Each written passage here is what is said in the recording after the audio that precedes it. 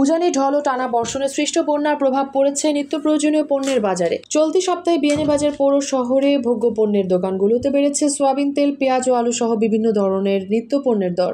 এছাড়া অন্যান্য পণ্যের দর অপরিবর্তিত থাকলেও কিছুটা কমেছে চালের দাম। পেঁয়াজের দাম একটু বাড়ছে। পেঁয়াজ বর্তমানে চলে 95-100 টাকা, পেঁয়াজের একটু বেশি বাড়ছে। রসুন বাজার একটু কমছে, রসুন বর্তমানে 190-95।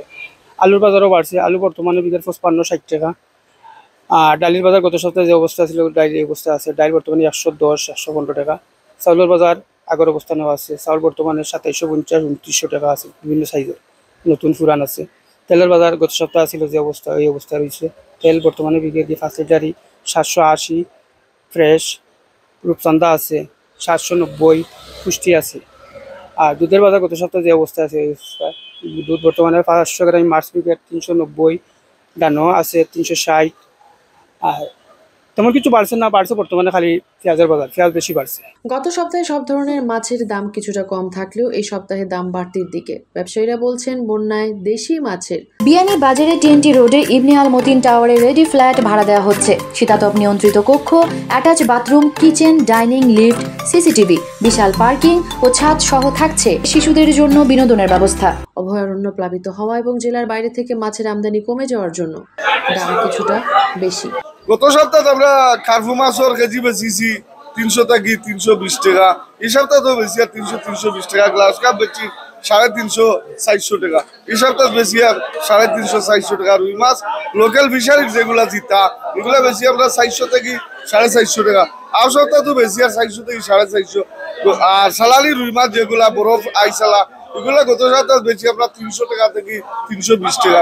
এই সপ্তাহে তো বেশি আর 320 টাকা 350 টাকা বেশি। আর রুই মাছ আগর জায়গাতো রয়েছে। এরপরে তেলাপিয়া মাছ গত সপ্তাহে বেশি 180 টাকা 190 টাকা। এই সপ্তাহে তো 180-90 টাকা বিকেট। তুলা বড় সাইজ যেগুলা এগুলা 200 টাকা 220 টাকা। পাঙ্গাস মাছ গত সপ্তাহে বেশি 190 টাকা 200 টাকা। এই সপ্তাহে তো সেম রেট বেশি। তুলা বড় যেগুলা এগুলো 200 টাকা 220 টাকা। ইলিশ মাছ একটু সিজন আছে কিন্তু মাছ আর না, মাছ আইতে পারে না গাড়ির কারণে।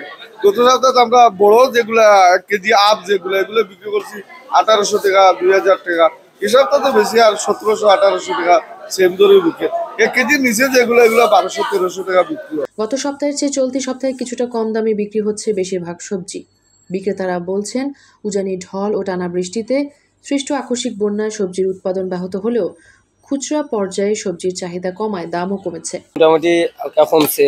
মরসুর কেজি বিক্রি আপনার 140 টাকা, কেজি 350, দুলার কেজি 300 টাকা, টমেটোর কেজি 100 টাকা, আর এগুলো বিক্রি 140 টাকা, কিরার কেজি 50 টাকা, আর গালির গুটা হইলো 70 টাকা, আর আপনার হইলো কাঁকরোল হইলো 60 টাকা, পটল 50, কপল 50, চিচিন্দা 60, মুখি 80, ভেন্ডি 60, ঝিঙ্গা 70, কেরালা 80, কদুরগুটা 70, লেবুরালি 20, লতা 80। এদিকে বিয়ানীবাজার সহ আশপাশ এলাকায় উজানি ঢল ও টানা বর্ষণে সৃষ্ট বন্যার কারণে চলতি সপ্তাহ কমেছে ব্রয়লার মুরগির দাম।